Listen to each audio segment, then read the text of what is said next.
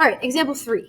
The 7th graders at KC Middle School voted on their favorite activity to do during the summer. The results are shown in the table below. I'm slightly annoyed when I'm doing this example because I already did this once before. It turns out the video didn't save, so yay me. Based on these results, if all 1,500 7th graders were to be surveyed, what is the best prediction for the number of students who would name camping as their favorite summertime activity?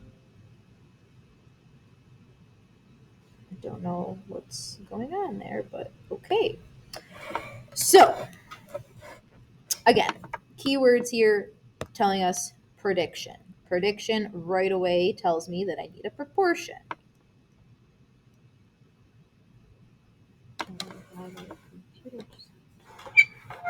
off randomly. That's not cool. There we go. Okay, whatever. Sorry.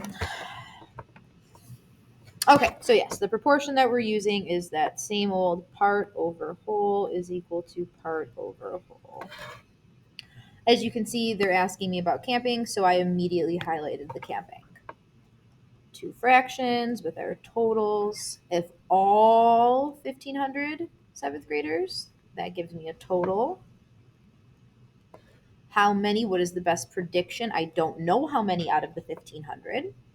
Camping is that 22. That's definitely going on the top. But we need a second total to go on the bottom of the 22. Well, what operation do we use to get totals? We use addition to get totals. So I'm just going to go ahead and add all these parts together to get a second whole, or to get a second total, which ends up being 75. So 22 over the 75 is equal to the 1,500 with x on top.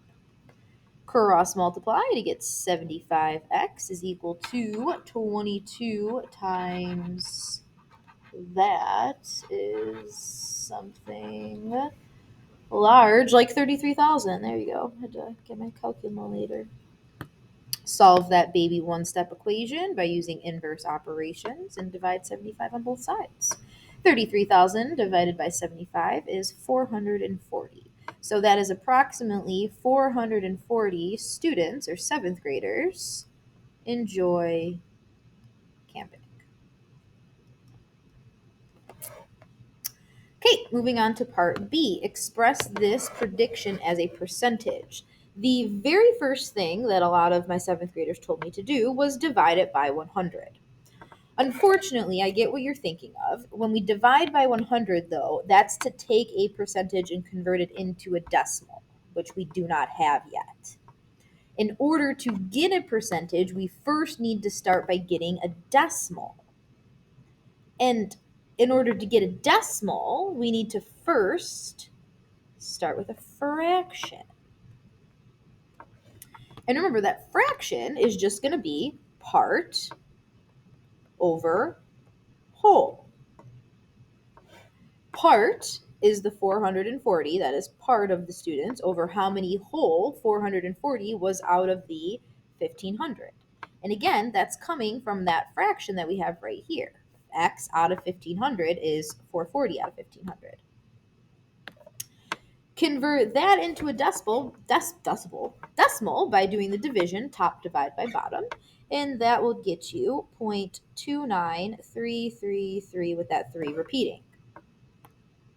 Take that from the decimal to the percentage by multiplying by 100,